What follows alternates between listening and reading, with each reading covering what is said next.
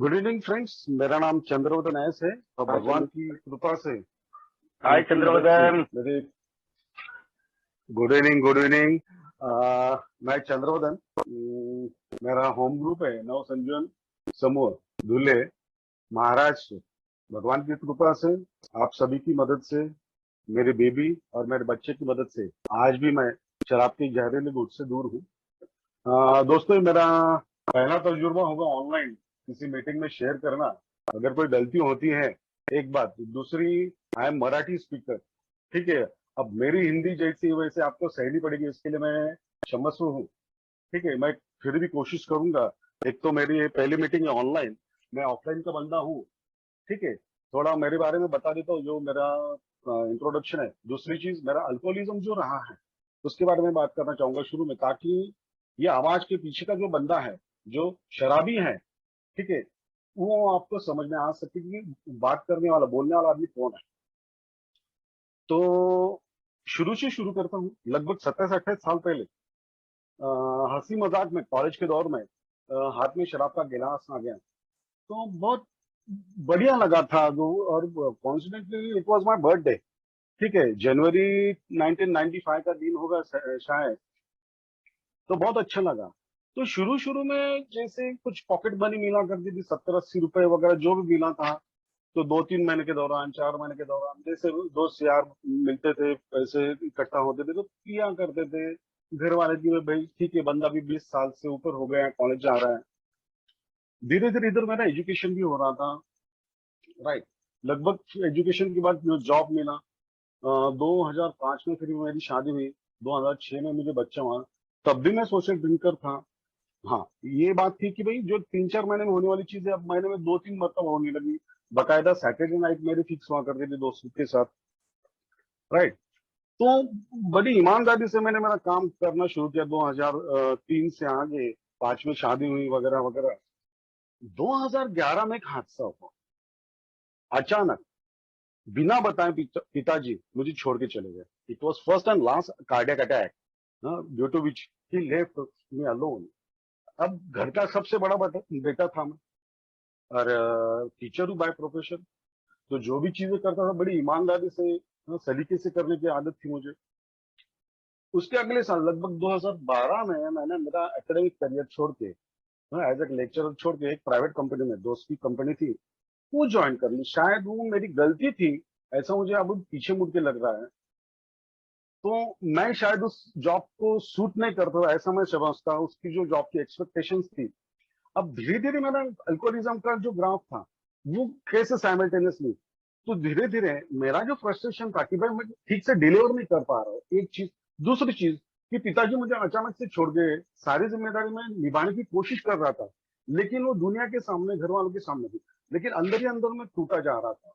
एक बात। और दूसरी, जॉब में जो पहले 2-2.5 साल ठीक गए, लेकिन 15-16 के बाद में मेरा फ्रस्ट्रेशन इतना बढ़ते गया कि भाई मैं टीचर आदमी हूँ, और सामने का बंदा जो क्लास 4 है, क्लास 3 है, वो मेरा इंसल्ट कर रहा है वगैरह वगैरह। यानी जो भी फसाद थे, उसके लिए मैंने एक सोल्यूशन निकाल लिया था कि हर शाम को धीरे धीरे मैंने, हफ्ते में 1-2 बार का जो मेरी फ्रिक्वेंसी थी, वो धीरे धीरे मेरी अब हफ्ते में 4-5 बार, और ग्रेजुअली हर नाइट को मैं खुद को बार में पाता था कि मैं आज ये थोड़ी सी पीऊंगा, ये सोच के जाता था कि भाई आने वाले 2 दिन में नहीं पीने वाला हूँ, ये सोच के जाता था, ठीक है। लेकिन ऐसा होता नहीं था। धीरे धीरे मेरा डेली रूटीन शुरू हो गया अब 2018 के बाद, राइट। ये जो फ्रस्ट्रेशन जॉब का कहीं, या फिर जिंदगी में अकेला रहने का कहीं है, या फिर लोग मेरे हिसाब से नहीं बर्ताव कर रहे हैं, ठीक है, मेरी इच्छा के अनुसार नहीं बर्ताव कर रहे, इसकी वजह से मेरा फ्रस्ट्रेशन है बढ़ते गया। इधर जॉब, जो इस प्रोजेक्ट पे मैं काम कर रहा था, वो प्रोजेक्ट धीरे धीरे खत्म होने वाला था। तो वो एक अलग फ्रस्ट्रेशन था कि भाई अब मैं मिड 40s में हूँ, ठीक है, और 8 महीने बाद, 10 महीने, साल भर बाद, ये जो काम है मेरा, ठीक है, एक मिडिल क्लास बंदे के लिए, जो भी नॉन टेक्निकल है, उसके लिए उसका जॉब, उसकी ब्रेड और बटर बहुत इंपॉर्टेंट होता है। और बच्चा मेरा इधर धीरे धीरे बढ़ रहा था। तो ये सारी फसाद के लिए मैंने जो सोल्यूशन निकाला, तो मैं दिन में पीने लगा धीरे धीरे।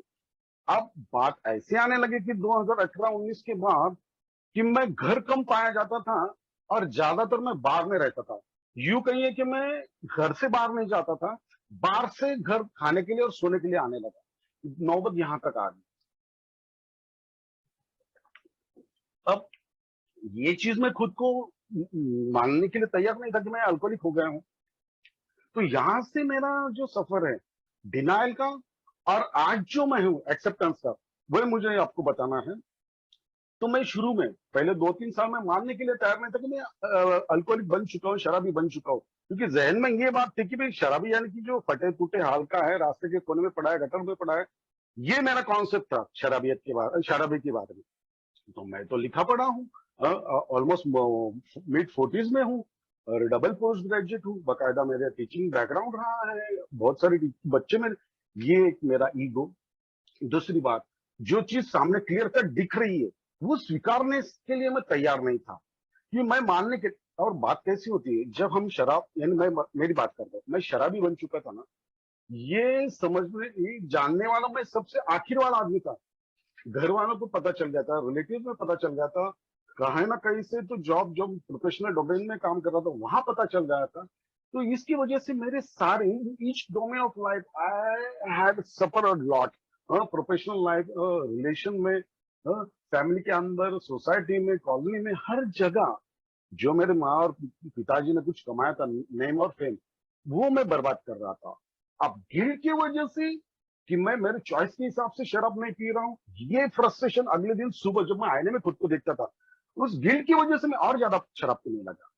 और अल्टीमेटली ये मानने को तैयार नहीं था कि आज के दिन पी लेता हूँ, कल से बंद करूंगा, ये मेरा आज का दिन आखिर का है। ये मेरा इक्वेशन बन गया था। हर अगले सुबह मैं खुद को आईने के सामने देखता था कि चंदू कल भी तूने शराब पी है। और वो फ्रस्ट्रेशन की वजह से, गिल्ट की वजह से, रिमोर्स की वजह से, तो ये गिल्ट की वजह से मैं और ज्यादा शराब पीने लगा।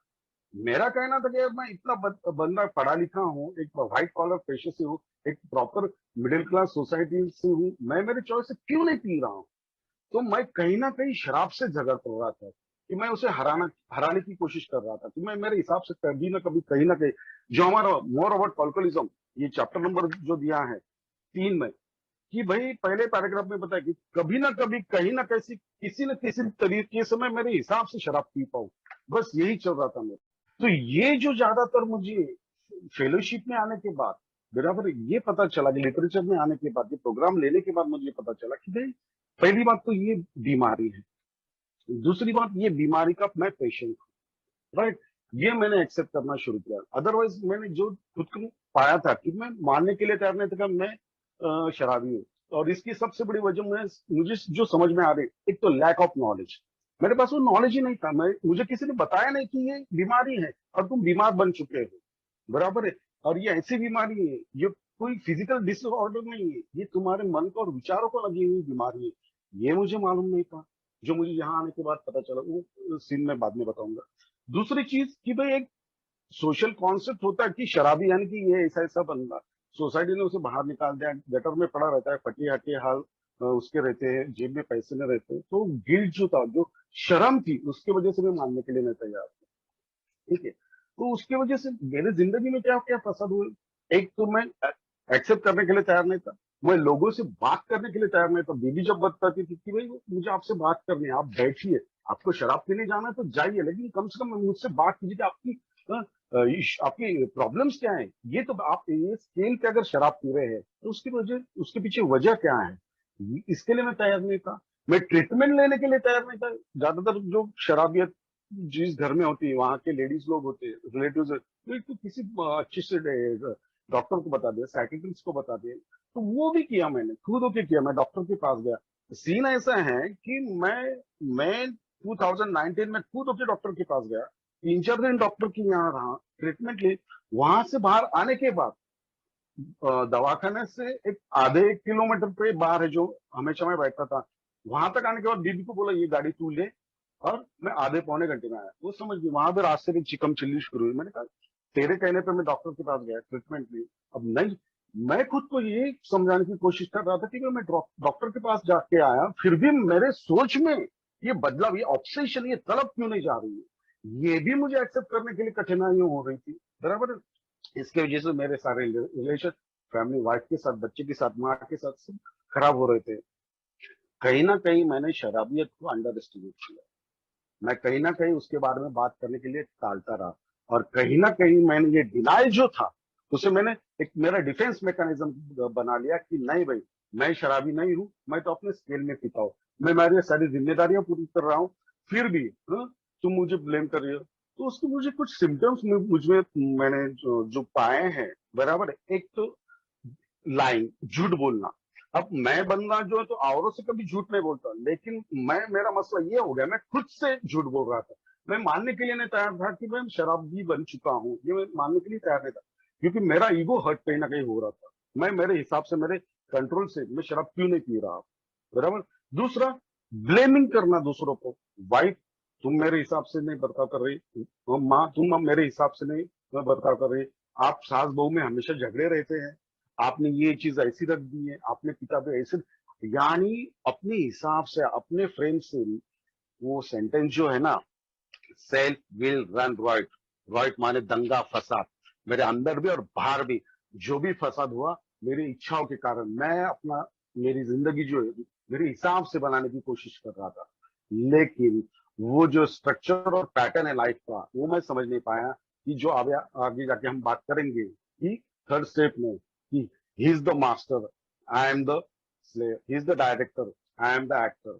ये मैं मानने के लिए तैयार नहीं था, बस ब्लेम औरों के ऊपर। और मेरी बात ऐसी थी कि भाई, मैं जब कोई बात छेड़ता था, यही न कहीं प्रकार किसी तरीके से मैं सामने वाले को कन्विंस कर देता था कि भाई आप गलत हो। अब जैसे ही मैं उनकी गलती साबित कर देता था, मेरे पास मौका मिल जाता था कि शराब पीने के लिए। ठीक है। दूसरी बात, कंपैरिजन कर रहा था, और लोग कैसे पी रहे अपने हिसाब से, अपने चॉइस से। मैं आज के तारीख में भी शराब को ब्लेम नहीं करता, मैं ब्लेम खुद को करता हूँ कि जिस स्केल पे, जिस फ्रिक्वेंसी से, बराबर, मैंने शराब पी, वो गलत थी। अदरवाइज मेरे पहले 1 लाख साल पहले और मेरे बाद भी, जाने के बाद भी 1 लाख साल बाद भी शराब रहेगी इस दुनिया में। The way I consume the alcohol was wrong, बराबर है। किसी महापुरुष ने कहा है, each and everything in excess is a poison. हर चीज जो एक्सेस में है, जो नमक लीजिए या घी लीजिए, सॉल्ट लीजिए। लेकिन बाद में शराबियत की थी और मेरे बारे में थी, मैं मानने के लिए तैयार नहीं था। मैं औरों से कंपैरिजन में, कोई रिश्तेदार है, कोई फ्रेंड है, या बाद में तो मैं अकेला बैठता था, आखिरी के 2 ढाई साल वहां जो अनजाने चेहरे थे जो अपने हिसाब से शराब पीते थे, उनके साथ में कंपेयर करता, वो क्यों पी रहे मेरे अपने हिसाब से, मैं क्यों नहीं पी। ये एक बात थी। दूसरी चीज, फिर कहीं ना कहीं मैं लुका छुपी खेल रहा था, जो मेरी हालत बन चुकी थी ना, जॉब में, प्रोफेशन में, घर में, रिश्ते नाते जो भी खराब हो रहे थे, वो मैं एक्नॉलेज करने के लिए, मानने के लिए मैं तैयार था, ताकि उल्टा कि मैं वो छुपा रहा था कि नहीं भाई, ये चीज ऐसी नहीं, ये जो कुछ हो रहा है वो शराब की वजह से नहीं है, ये आपकी वजह से हो रहा है। ठीक है। तो कहीं तक कहीं मैं ईमानदार नहीं था उस टाइम पे। इसके परिणाम स्वरूप क्या हुआ, मेरी हेल्थ गई, मेरे रिलेशन खराब हुए, बराबर, मेरे जॉब में इश्यूज हुए, जॉब मेरी चली गई। बार बार मेरी माँ मुझे समझाती थी कि भाई, तुम्हारे पिताजी ने, यानी माँ मुझसे कहती थी, जो कुछ कमाया तू कमा रहा है। मैं मानने के लिए तैयार नहीं था। दीदी मुझे समझाने की कोशिश करती थी कि आप, अगर आपको ये जॉब सूट नहीं कर रहा है और अगर आप उसके वजह से शराब पी रहे हो, तो आप जॉब छोड़ दो। मैं फिर भी मानने के लिए नहीं तैयार था। और कहीं ना कहीं मेरी सेरेनिटी जो थी, मन की शांति जो थी, मैं खो चुका था। यानी मैं कहीं ना कहीं विष चक्र जो है हमारा, स्पिरिचुअली सिकनेस मेरा बढ़ रहा था, उसके वजह से मैं फिर से शराब पी रहा था। शराब ज्यादा पी रहा था, इसके वजह से मेरी स्पिरिचुअल बैंकरप्सी जो थी वो ऑलरेडी हो चुकी थी, और वो स्ट्रेंथन हो रही थी। ये विष चक्र में, विशेष सर्कल में मैं फंस चुका था। और दिमाग में बहुत सारे डर बैठा लिए थे, आगे जाके क्या, आज जॉब जा रही है, पैसा कैसा आएगा, पैसे नहीं तो फिर बच्चे की एजुकेशन कैसी होगी, घर कैसे चलेगा, ये सारे फसाद। यानी मैं कहीं ना कहीं खुद को है ना, ड्राइविंग सीट पे बैठा के अपनी जिंदगी अपने हिसाब से चलाने की कोशिश कर रहा था। अब जब जब जिंदगी मेरे हिसाब से नहीं चल रही थी, मैं फ्रस्ट्रेट हो रहा था, मुझ में RID क्रिएट हो रही थी, मैं रेस्टलेस होता था, इरिटेटेड होता था और डिसकंटेंट होता था, और उसकी वजह से और ज्यादा शराब पी रहा था। यही सर्कल चल रहा था। चीजें मैं मानने के लिए तैयार नहीं था कि मैं शराबी बन चुका हूँ। मेरा ये आज, तब भी ये कहना था कि नहीं भाई, जो रास्ते में पड़े हुए, जो देसी के ठेके पे पड़े रहते, वो शराबी, मैं तो नहीं, मैं सोशल ड्रिंकर हूँ, बराबर। लेकिन उस दौर पे बात ये आ चुकी थी कि मैं दिन में कम से कम 2 बार शराब पीने लगा था, महीने के लगभग 10,000 12,000 रुपए, कौन तो कितने कैलकुलेट, उस टाइम पे तो होश ही नहीं था, बराबर। कितने पैसे जा रहे थे और कितने पैसे हिसाब ही नहीं था। तो फिनेंशियली मैं टूट रहा था, इमोशनली मैं टूट रहा था, बराबर। कोई हालात मेरे हिसाब से चल नहीं रही थी। उस दौरान फिर मुझे रियलाइज हुआ, मैं जो मेडिकेशन जो था, हाँ, वो मैंने लिया, साइकेट्रिस्ट के पास गया, फिर भी उनको मैं कन्विंस कर देता था कि वो मैं कैसे सही हो, और मेरे सामने और मेरे फैमिली मेंबर्स, मेरे जॉब के यहाँ के लोग कैसे करते, मैं कन्विंस कर देता था, मैं मानने के लिए। वो बंदा जो मुझे बता रहा था, एक साइकेट्रिस्ट बंदे ने तो अच्छा बहुत दुनिया के ही हमारे मेरे सामने हाथ जोड़ लिए कि सर देखिए, आप उम्र में बड़े हैं, एजुकेशन से बड़े हैं, मेरे आप जिस प्रोफेशन को बिलोंग करते हैं मैं आपको बता नहीं सकता, मैं हाथ जोड़ता हूँ, आप एक ही मीटिंग को जाइए। अब देखिए, एक partial denial and partial acceptance कैसे होता है। लगभग अक्टूबर 2019 में मुझे मैसेज मिला, ठीक है। तो मेरी वाइफ ने मुझे एक ही कहा उस दिन कि भले आपको शराब पीने जाना है, आप दोपहर में होके आएंगे, मेरे ख्याल से आप रात को भी शाम को भी जाएंगे। मैंने कहा हाँ। तो एक काम कीजिए, बोले मुझे बस 1 घंटा दीजिए, एक घंटे के लिए, कई डॉक्टर ने पूजा पाठ नहीं, बस मेरे साथ आइए, बोले एक जगह जाना है। अब स्टोरी कैसे शुरू होती है कि मेरी जिंदगी में, तो ठीक है, मैंने कहा 7:30 बजे जाना, 8 बजे जाना है, तो मुझे 6, 6:30 बजे तू छोड़ देना, ताकि मैं पी के आऊं मेरे हिसाब से, और बाद में तेरे साथ 1 आध घंटा मैं आता हूँ। तो इस हिसाब से मैं 7, 7:30 बजे उस दिन पी के आया वापिस, आई थिंक सेकंड राउंड होगा मेरा, बीबी के साथ गया। अब उस दौर में मेरी ये कंडीशन नहीं थी कि मैं बीबी को डबल सीट लेके जाऊं, तो वो गाड़ी ड्राइव कर रही थी, तो मैं पीछे बैठा था, ठीक है। अब तक वो चीज हुई नहीं थी, लेकिन पूरे कॉलोनी में से जो हमारा हमेशा का रास्ता है, उस रास्ते पर से वो मुझे ड्राइव करके उस लोकेशन पे लेके गई। अब मैं वहां जाके हक्का बक्का रह गया कि वो स्कूल जो थी, मेरे बच्चा जहाँ पढ़ रहा था, वो स्कूल है, उस स्कूल का मैं एक स्टूडेंट, पास स्टूडेंट हूँ, बराबर। उसी स्कूल में मैं गया। उस टाइम मुझे समझ आया ना, it was the first experience of a. मैं वहां गया, तो बकायदा वहां कुछ 10, 15 लोग बैठे थे, और वो एक एक करके बंदे खुद खड़े रह रहे थे। देखिए मेरा डिनाइल कैसे है, वो बंदा खड़ा रहता था, अपने नाम के बाद मैं शराबी ऐसा ऐसा, भगवान की कृपा से, और अपनी स्टोरी बता रहा था। मैं दिन का दूसरा राउंड मेरा हो चुका था, 2, 3 शेयरिंग के बाद साहब, at the age of 45 46 I started crying, I burst into tears. Wife मेरे बाजू में थी, वहां सिस्टर्स लोगों का बहुत कॉपरेशन है पूरे फेलोशिप को, ठीक है। वो भी आए थे उस दिन, सब लोगों ने मुझे बाजू में लिया, आप क्यों रो रहे, कहीं ना कहीं आइडेंटिफिकेशन हो चुका था, हाँ, कि चंद्रवदन तू शराबी बन चुका। ये जो लोग शेयर कर रहे हैं ना, ये तेरी ही कहानी है। ये जहां सब लोग जो बैठे वो शराबी है और उन्होंने मान लिया है। फिर भी मैं मानने के लिए 100% मानने के लिए तैयार नहीं था, लेकिन मेरे आंसू, आंखों के आंसू जो थे, कुछ और कहानी बयां कर रहे थे। मैंने कहीं ना कहीं कोने में मान लिया था कि चंदू तेरी ये हालत हो चुकी है, तू शराबी बन चुका है। You cannot drink alcohol as per your choices. You have lost control over your way of drinking. ये तूने गवा चुका है, ये मैं मानने, मेरे पास यही कहना था कि नहीं, और 2, 4 दिन पी लेता हूँ, कल से बंद करूंगा, कल से बंद करूंगा। यानी एक ही में आने के बाद भी मैं शराब पी रहा था, और मैं कहीं ना कहीं टाइम बार्गिंग कर रहा था। फिर मैं, मेरे गुरुजी जो है उनसे मैंने बात की, तो उन्होंने भाई यही कहा मुझे कि चंद्रन तू संयम रख, हैव पेशेंस, खुद के ऊपर संयम रख, जिंदगी के ऊपर संयम रख, तेरी वाणी वर्तन व्यवहार जो है उसके ऊपर संयम रख, धीरे धीरे चीजें बदलती जाएंगी। मैंने उसके ऊपर भी कोशिश की, लेकिन फिर भी मेरा कहना यह था कि मैं पूरी तरह से शराब बंद नहीं करूंगा, करूंगा तो बंद नहीं करूंगा, लेकिन मेरे हिसाब से पीने की, कि हफ्ते में 2, 3 मरतबा, कि भाई शाम से पीना कंटिन्यू, ये मेरा मानना था। मैं फिर भी ए में आने के बाद खुद को ये कन्विंस करने के लिए खेल रहा था कि मैं शराबी बन चुका हूँ। तो इसके वजह से जो भी पहले फसाद थे वही कंटिन्यू हो रहे थे, वही झगड़े जॉब के यहाँ, मेरे अंदरूनी दिमागी तौर पे मेरा जो आरआईडी था वो बढ़ते जाता, डर कहीं ना कहीं पनप रहा था, फाइनेंशियल इनसिक्योरिटी थी, जॉब्स नहीं था, इसकी वजह से स्टेबिलिटी नहीं थी, और इसकी वजह से और ज्यादा शराब पीने लगा मैं, ठीक है। तो धीरे धीरे एक्सीडेंटली मेरी जिंदगी में ए की एंट्री हुई, फिर से कैसे, कि मुझे फोर्सफुली एडमिट किया उन्होंने। अब उसकी वजह से मेरे में दिमाग में और भी रिजाइनमेंट, क्योंकि मेरे पास मेरा वे आउट था, ऐसा मेरा आज की तारीख में कहना है। वो कितना सही कितना गलत मुझे मालूम नहीं, कि मुझे मेरे गुरुजी के पास जाना था, ठीक है। वो रिजाइनमेंट अपनी जगह है, उसका भी एक्सेप्टेंस है मेरे पास, है तो है।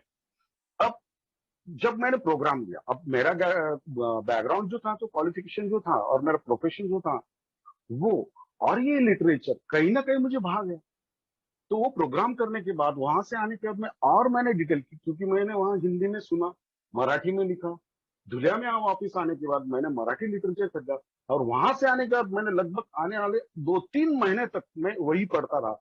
मिसेस ने भी मेरे लिए एक किताब दी, बहुत अच्छी किताब है, ठीक है। तो वो भी पढ़ी, वो भी कहीं ना कहीं अपने प्रोग्राम से 70-80% मैच करती है। तो दोनों किताबें मैंने बहुत ध्यान से पढ़ी, आखिरी पेज तक डिटेल में पढ़ी थी। तब कहीं ना कहीं मैंने माना कि चंदू, तू शराबी बन चुका है। हाँ, वो एक बात रही। प्रोग्राम लेने के बाद मेरे दिमाग में जो रिजल्टमेंट थी, तो उसकी वजह से वो वापिस आने के बाद फिर से मैंने 4-5 दिन शराब पी। तो मेरा कहना था कि मेरी डेट ऑफ सोबराइटी जो वो मैं चूज करूंगा। तो मैं 26 जनवरी 2022 को प्रोग्राम लेके वापिस आया। उसके बाद ठहरा के, बोल के, अगले 4-5 दिन तक मैंने शराब पी। और 1 फरवरी को, अब भगवान की ग्रेस कैसी देखिए ना, आज मैं मानता हूं कि 1 फरवरी को मैंने एक बंदे को फोन किया, यहाँ का फेलोशिप मेंबर था, कि भाई उसके अव्वल 2-3 दिन से वो मेरे फॉलोअप में था कि भाई चंदू भाई आ रहे क्या, आ रहे क्या। मैंने उसे फोन किया कि भाई मुझे लेने आ जा, मेरी क्रेविंग बढ़ रही है, लेकिन मुझे आज से मेरे डेट ऑफ सोबराइटी मैं फिक्स किया हूँ, मुझे आज शराब पीने नहीं जाना है। तो उसको आने के लिए 20-25 मिनट थे ना, बच्चे ने देख लिया। बच्चा तब मेरे ख्याल से 10वीं को था, पिछले जनवरी में, फरवरी में, 1 फरवरी को, कि पिताजी आप रुकिए, चाबी गाड़ी की है और मोबाइल मुझे दे दीजिए, वो अंकल को मैं लेके आता हूँ। तो बंदा मेरे पास आया, मुझे समझाया, और आज शाम से आप मीटिंग शुरू कर रहे हैं, बोले बहुत अच्छी बात है। तो भगवान की कृपा देखिए, मैं उस शहर में हूँ जिस शहर में डेली ऑफलाइन मीटिंग हो रही है। दूसरी चीज, वो उस स्कूल में हो रही है जिस स्कूल का मैं पास स्टूडेंट हूँ, और मेरा बच्चा वहां का पास स्टूडेंट है, और वो स्कूल मुझे बहुत ही पसंद है। तो ये 2-3 चीजें मेरे फेवर में गई, और कहीं ना कहीं मैंने मानना शुरू कर दिया कि भगवान है, जो मैं पहले से मानता था, लेकिन एक्सेप्टेंस मेरा 100% नहीं था। तो मैंने कहीं ना, क्योंकि मैंने उसके बाद देखा, जब मैं वर्किंग विद अदर्स के तहत दूसरे गांव, दूसरे शहर जहाँ फेलोशिप नहीं है, वहां मैं जाता था, तो वहां देखता था बंदे तड़प रहे, वहां मीटिंग नहीं है, कहीं स्कूल नहीं मिल रही है, कहीं ग्रुप 2-3 बंदे, तो उनको और कंपेनियन नहीं मिल रहे। तो मैंने वो देखा, तो मैं सोच में पड़ गया, तो रेडीमेड तुझे ग्रुप मिला है, वो भी तेरी मनचाही स्कूल में, और वो भी डेली मिली है, और वो भी ऑफलाइन मिली है। तो मैं कहीं ना कहीं मेरी सोच में ये तब्दील लाया कि भाई, जो चमत्कार कहिए या भगवान की कृपा, उसकी जो कॉन्सेप्ट बचपन से है कि भगवान रात को 2-3 बजे आते हैं और आपको वरदान देते हैं, और आपके ऊपर कृपा बरसती वगैरह वगैरह, वो कॉन्सेप्ट मेरी बदल गई। सॉरी, पानी पी रहा था।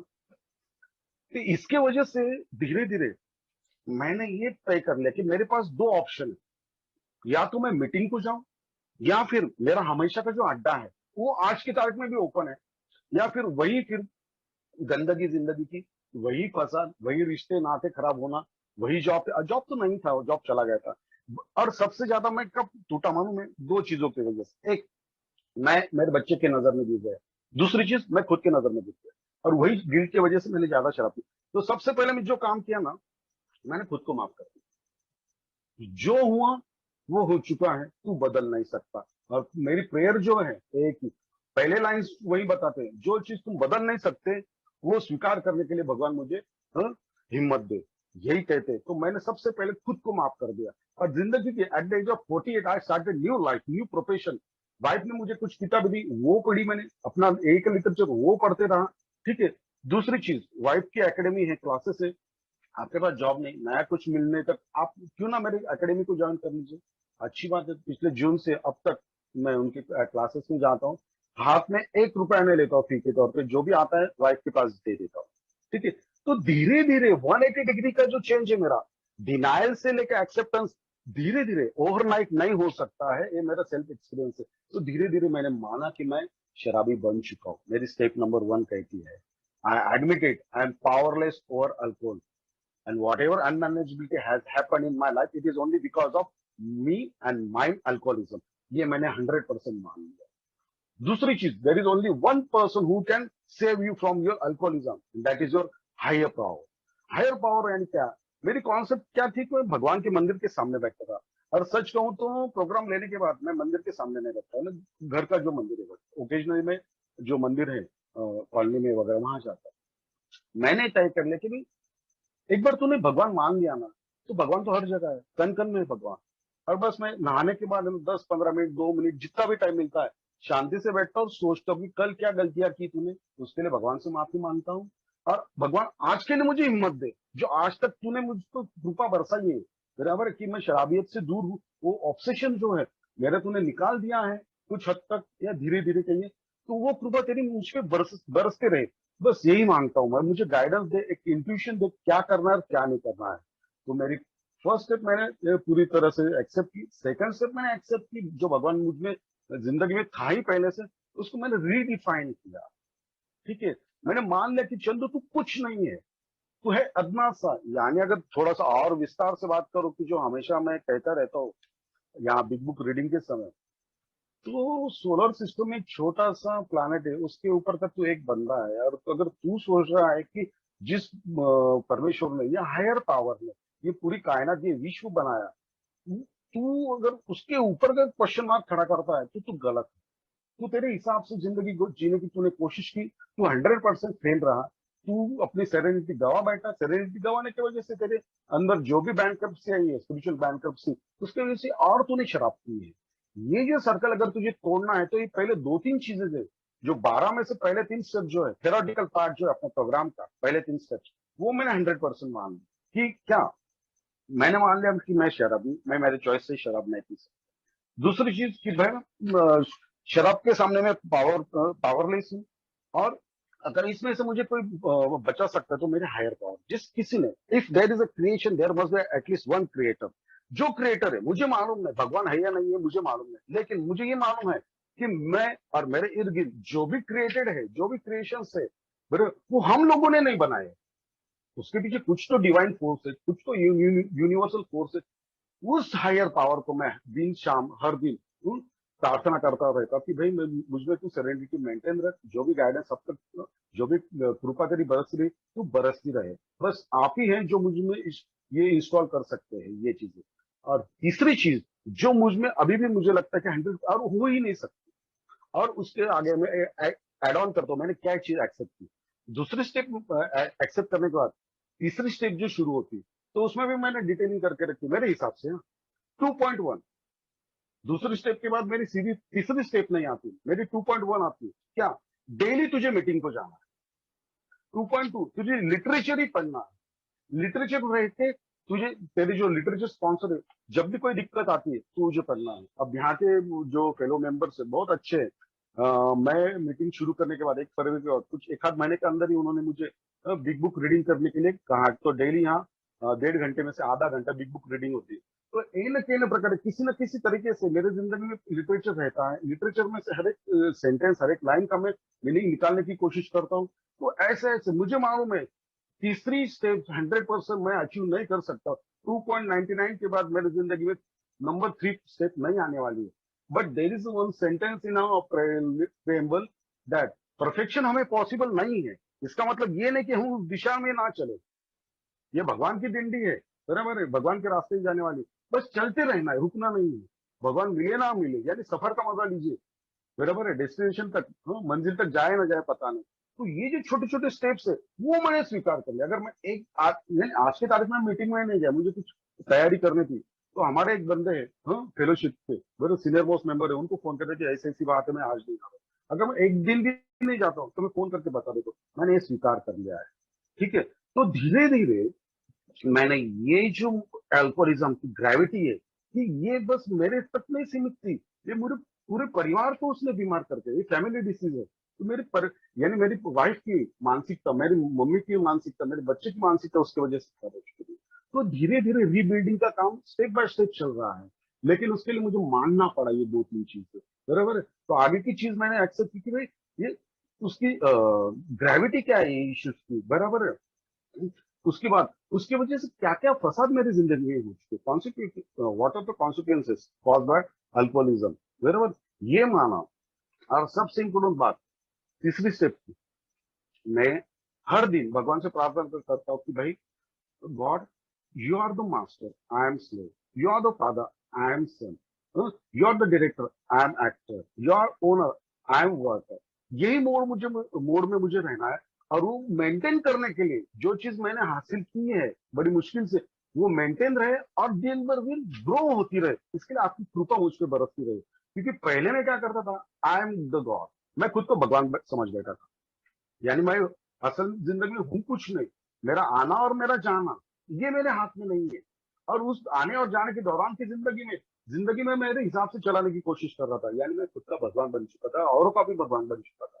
तो प्रायोरिटी लिस्ट में, क्योंकि मुझे मालूम है प्रायोरिटी जिस दिन मेरी बदल जाएंगी, आज जो मेंटेन किए मुझ में स्लीप आ जाएगी, क्योंकि स्लीप की मीनिंग ही है सोब्राइटी लूजेस इट्स प्रायोरिटी।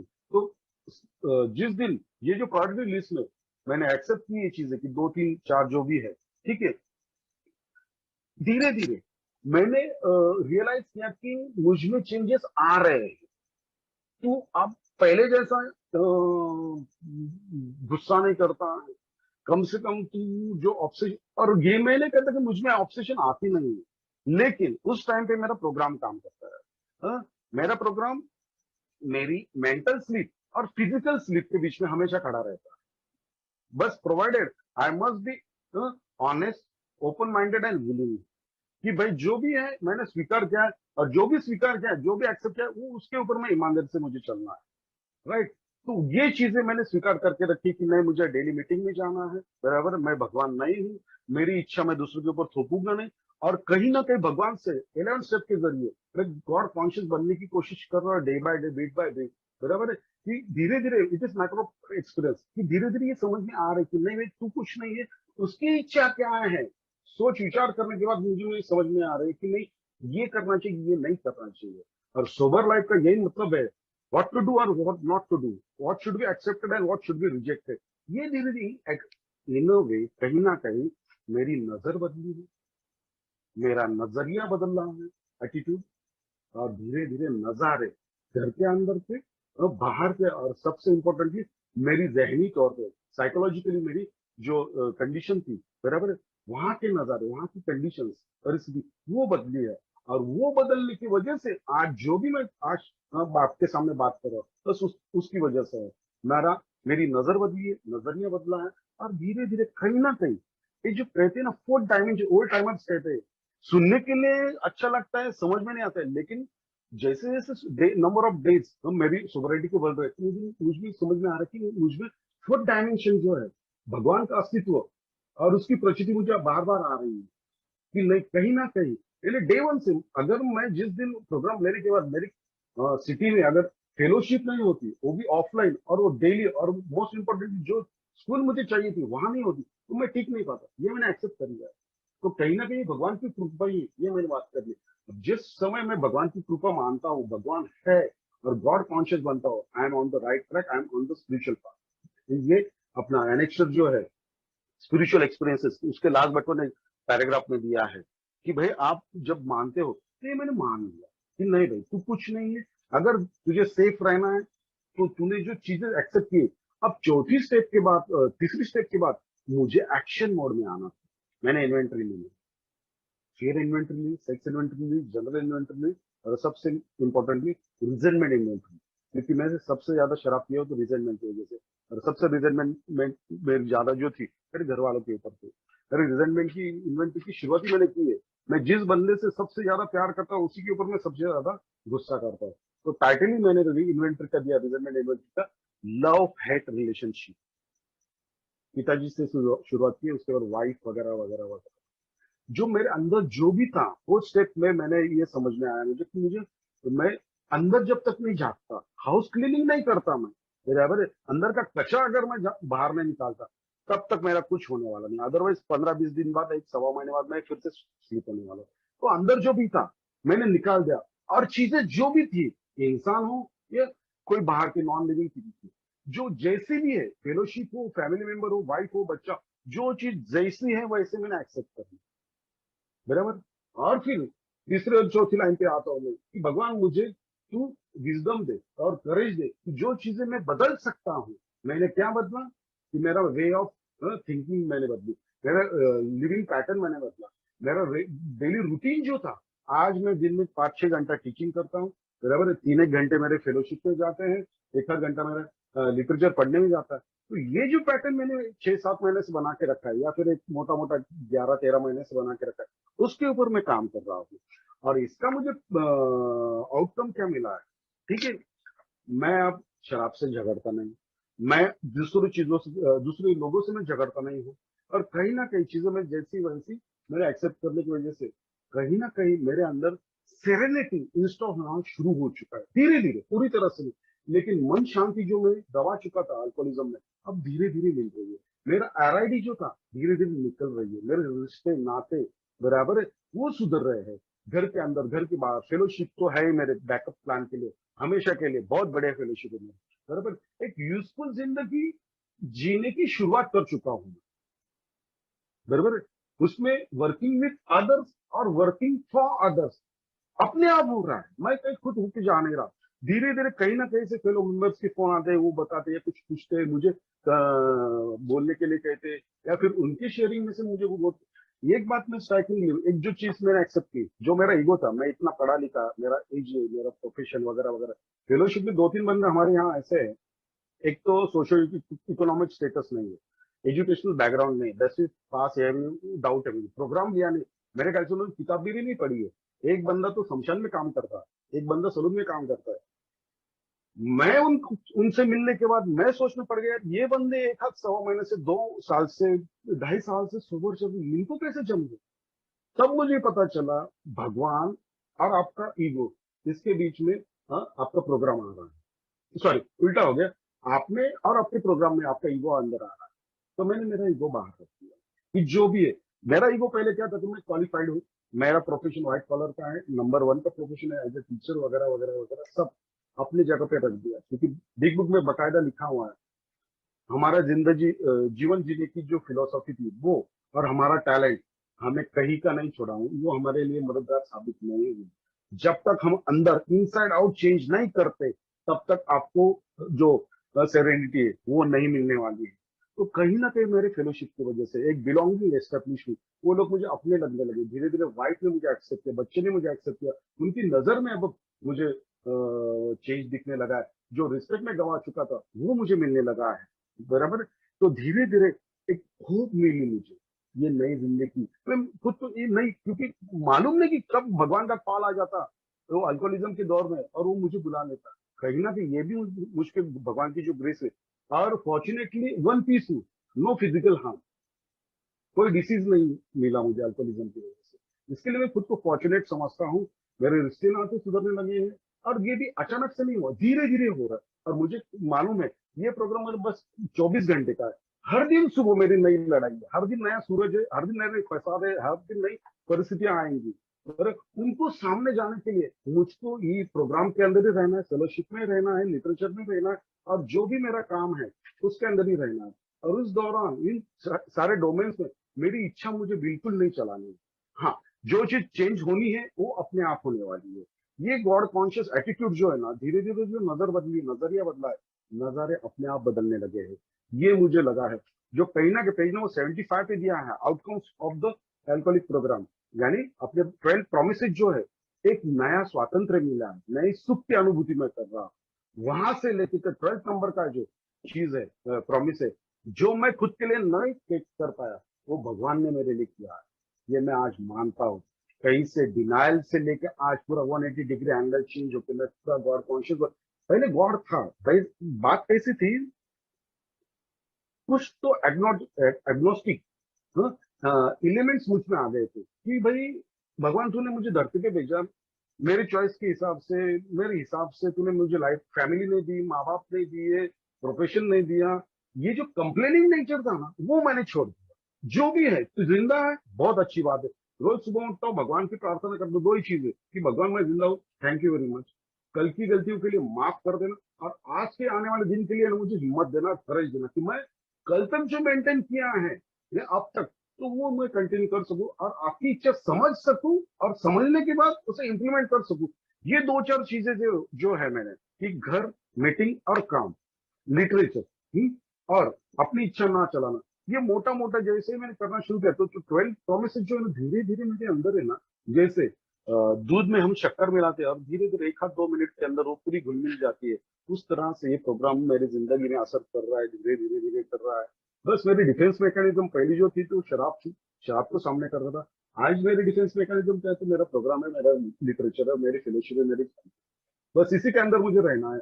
मुझे मालूम है बाहुबली पार्ट 1 में वो एक सीन है, लड़ाई शुरू होती है, बराबर, कटप्पा कहता है कि भाई मुझे 5,000 सोल्जर चाहिए ताकि मैं अपनी जो सिटी है, हाँ, महिष्मती, उसकी प्रोटेक्शन कर सके, और दोनों लेफ्ट और राइट साइड से दोनों जो युवराज है वो लड़ाई पे जाते हैं। एक दौर ऐसा आता है कि सामने वाले जो है वो हावी हो जाते हैं कुछ पलों के लिए, 4, 5, 10 मिनट के लिए, लेकिन वापिस वो रिगेन करते हैं विक्ट्री, और अपना जो पावर है एस्टेब्लिश करते हैं। कटप्पा सारे सोल्जर जो सामने वाले एनिमीज थे उनको बाहर निकाल के अपना जो प्रोटेक्शन शील्ड है ट्रायंगुलर बनाया होता है, वो उसे फिर से मेंटेन करता है।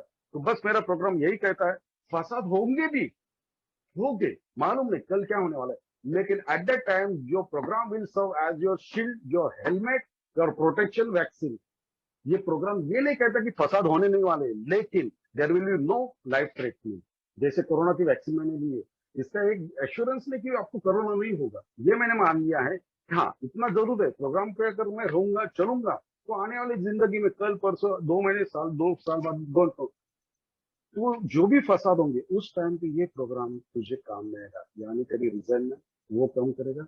रिजल्टमेंट की वजह से, फियर की वजह से आरआईडी जो डेवलप होगी, उसको कंट्रोल कहीं ना कहीं सेटिस्फाई करेगा, एक लेवल तक आएगा।